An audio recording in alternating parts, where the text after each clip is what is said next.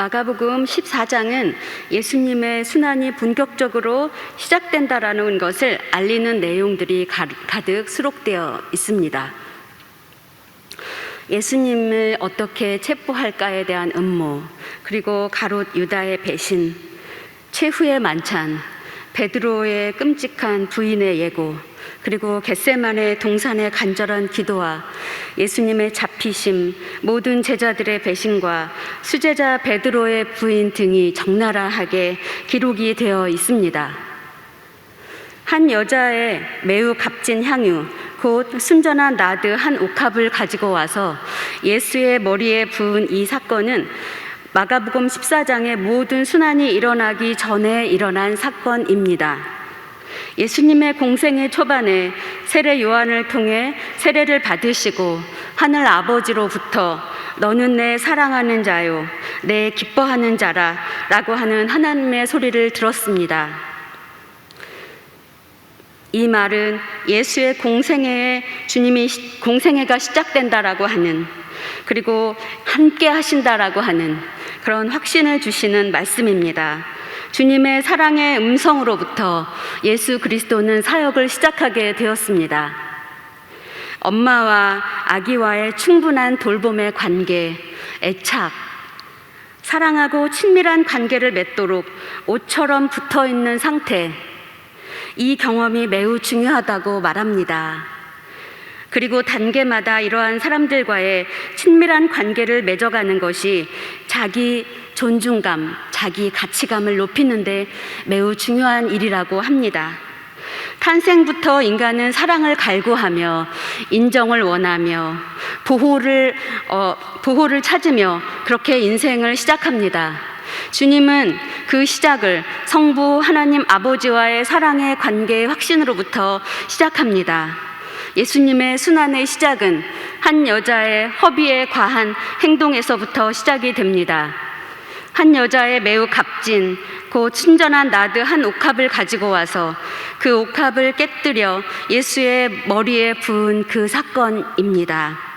가롯 유다의 팔아넘김, 간절한 외침과 절대적인 기도의 순간에 아무도 함께하지 않았던 그 외로운 밤, 제자들도 다 버리고 서둘러 떠나간 그 밤, 닭이 울 때 저주하며 자신과의 관계를 부인하는 그 베드로의 소리, 이런 어두운 시간을 위하여 한 여자는 매우 값진 순전한 나드 한 옥합을 가지고 와서 예수의 머리에 그 옥합을 깨뜨려 부은 사건, 이 일이 예수님께 굉장한 의미가 되는 사건이 되었습니다. 여러분은 어떤 음성을 듣고 하루를 시작하십니까? 어떤 음성이 여러분의 하루를 힘있게 하십니까? 너는 내 사랑하는 자, 내 기뻐하는 자라고 하는 주님의 세밀한 음성이 여러분을 오늘도 힘있게 하시기를 바랍니다. 예수님을 믿고 나서 우리에게 가장 큰 변화는 인격의 변화입니다. 정신과 인격과 영의 세계가 변화합니다. 마리아는 다른 사복음서에 의하면 마르다와 나사로와 형제자매인 걸로 나옵니다. 마리아는 그 이전에 예수님을 알았습니다. 이러한 만남이 마리아의 내면을 변화시켰습니다. 변화된 인격이 값진 향유, 순전한 나드 한 옥합을 온통 허비할 만큼 사랑과 헌신으로 그의 삶을 이끌었습니다. 그리고 예수님의 장례를 미리 준비하도록 깨달음을 주었습니다. 우리의 인격의 변화는 우리의 삶에 영향을 미치고 있습니다. 저는 믿지 않는 가정에서 태어났습니다. 저는 거의 한 달에 2번 이상 제사를 드리는 그런 불신자의 가정에서 태어났습니다. 대학에서 저는 기독교 동아리에서 성경을 읽고 예수님을 만났습니다. 어떻게 나에게 주님이 오셨을까? 저는 예배 때마다 저를 구원하신 그 주님이 너무 감사해서 눈물을 흘렸습니다. 매 예배 때마다 눈물을 흘렸더니 저희 기독 동아리의 전도사님께서 별명을 붙여주셨습니다. 네, 저는 그렇게 할 수밖에 없었습니다. 그런 저에게 주님은 이렇게 말씀하셨습니다. 내 근본과 난 땅은 가나안이요 내 아버지는 아모리 사람이요 내 어머니는 햇사람이라. 내가 난 것을 말하건대 내가 날 때에 내 배꼽줄을 자르지 아니하였고 너를 물로 씻어 정결하게 하지 아니하였고 내가 소금을 뿌리지 아니하였고 너를 강보로 싸지도 아니하였나니 아무도 너를 돌보아 이 중에 한 가지라도 내게 행하여 너를 불쌍히 여긴 자가 없었으므로 내가 나던 날에 내 몸이 천하게 여겨져 내가 들에 버려졌느니라. 내가 내 곁으로 지나갈 때에 내가 피투성이가 되어 발짓하는 것을 보고 내게 이르기를 너는 피투성이라도 살아있으라. 다시 이르기를 너는 피투성이라도 살아있으라 하고 내가 너를 들에 풀같이 많게 하였고 내가 크게 자라고 심히 아름다우며 유방이 뚜렷하고 내 머리털이 자랐으나 내가 여전히 벌거벗은 알몸이더라. 내가 내 곁으로 지나며 보니 내 때가 사랑을 할 만한 때라. 내 옷으로 너를 덮어 벌거벗은 것을 가리고 내게 맹세하고 언약하고 너를 내게 속하게 하였느니라. 나 주 여호와의 말이니라. 주님이 저를 향하여 하신 말씀입니다. 제가 어떻게 울지 않을 수 있었겠습니까? 저는 그 후에 글씨가 눈에 들어오기 시작하고 관계를 맺기 시작하고 제 마음의 외로움과 공허함에 충만한 의미를 예수 그리스도를 만남으로 인하여 채울 수가 있었습니다. 300데나리온의 가치의 향유가 아깝지 않았던 것은 이 큰 공허함이 생명의 충만함으로 채움받은 바로 그 경험이 있었기 때문입니다. 여러분도 그렇게 신학함의 길에 들어섰을 것입니다. 순전한 나드 향이 담긴 옥합이 깨지자 온 집에 향이 가득했습니다. 한 여자의 존재는 이목을 집중시키지 못했습니다. 깨어진 옥합의 나드 향이 온 집에 진동할 때 그제서야 사람들이 그 여자를 돌아보았습니다. 사람들은 이 청년 예수를 조용히 없애버리려고 했으나 죽일 방도를 찾고 그 목숨을 어떻게 넘겨줄까 고심하고 기회를 엿보았으나 집안에 가득히 퍼진 향유처럼 예수 그리스도는 절대로 숨겨질 존재가 아니었습니다. 남편이 많았던 사마리아 여자도 부끄러운 자신의 처지보다는 자신의 깊은 갈증을 채워주시는 그분을 만난 기쁨이 그 여자의 목소리를 드높이게 만들었습니다. 예수님은 숨길 수 없고 깨어져 넘쳐 흐르는 향유처럼 숨길 수 없이 드러나게 하십니다. 마리아는 자신의 값진 향유를 부어 그 주님을 향한 존경과 사랑과 그 전부를 표현했습니다. 그러나 어떤 사람들에게는 이 일이 분이 나게 합니다. 어떤 사람들은 본질을 보지 못하는 사람들은 화가 나게 합니다. 가롯 유다가 그러했고 가까이에 있었던 제자들이 그러했습니다. 이 모두가 다 제자였다고 다른 복음서에는 말하고 있습니다. 자신의 의도와 다른 이 좋은 일이 분통을 터뜨리는 일이었습니다. 동생이 돌아왔는데 동생을 대하는 아버지의 태도가 형에게는 분노를 일으키는 일이었습니다. 동생은 허랑방탕하게 재산을 낭비하고 거지같이 되어 돌아왔습니다. 아버지는 그 아들을 맞으러 먼 거리를 달려가 측은히 여기고 목을 안고 입을 맞추고 잔치를 벌이고 기뻐하였습니다. 집에서 항상 아버지와 함께 있으면서 아버지의 것을 다 자기 것으로 누리던 형은 아버지의 행동이 몹시 화가 나는 일이었습니다. 전 재산이었던 300데나리온의 옥합보다 더 귀하신 예수 그리스도, 더 향기가 진동하는 예수님, 값으로 따질 수 없는 예수님, 그분을 향한 지극한 사랑을 제자들은 도저히 이해할 수 없었습니다. 이 일에 대하여 주님은 가만두어라, 그를 괴롭게 하지 말아라 라고 말씀하십니다. 이것이 내게 좋은 일이라고 말씀하십니다. 예수님의 한 여자의 지극한 사랑과 헌신을 예수님은 받아들이셨습니다. 엄마는 방긋 웃어주는 아가의 얼굴에서 하루 동안의 피곤이 사라지는 것을 경험합니다. 엄마의 수고와 사랑이 아가에게 무조건 주기만 하는 것 같지만 아가는 엄마에게 누구도 줄 수 없는 위로와 용기를 줍니다.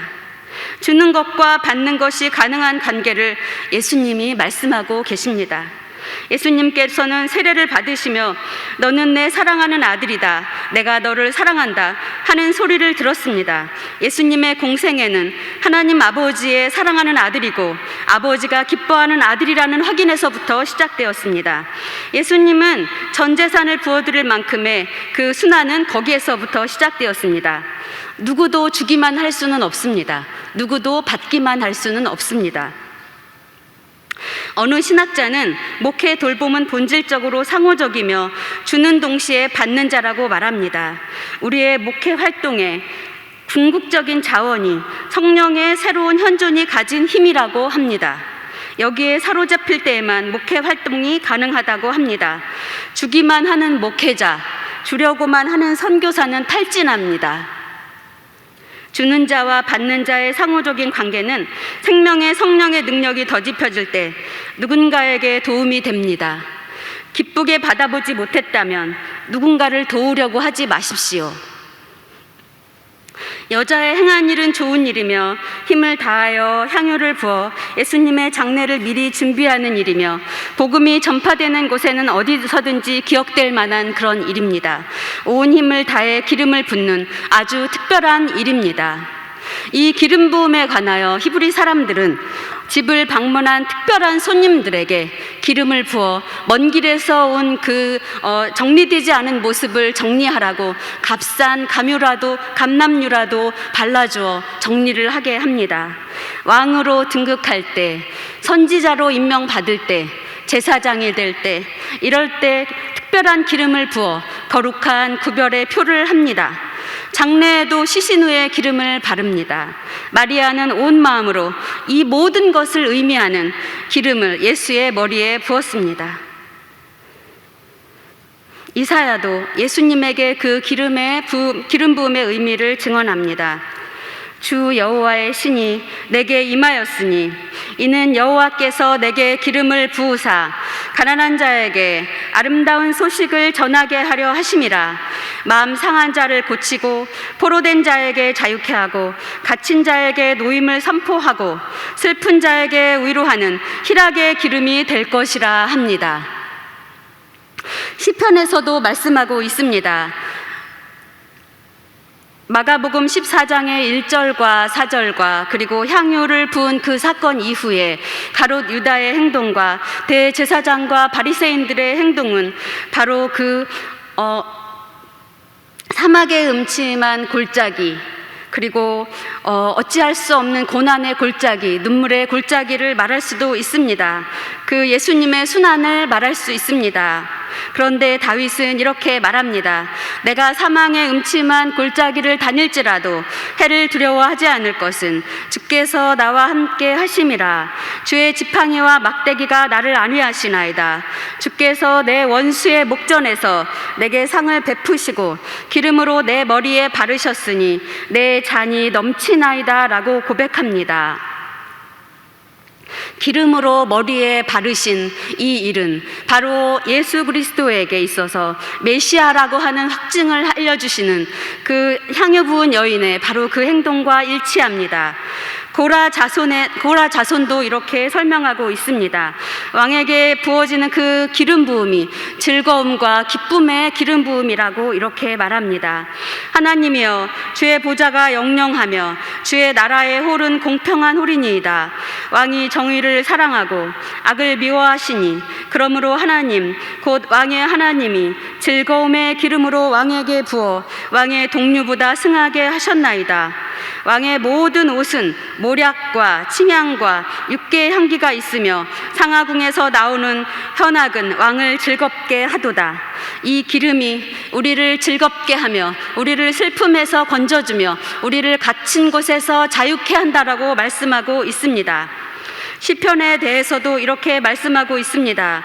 그 기름은 보배로운 기름이어서 형제 자매들의 연합과 함께함이 거룩한 구별이 된다라고 말씀하십니다.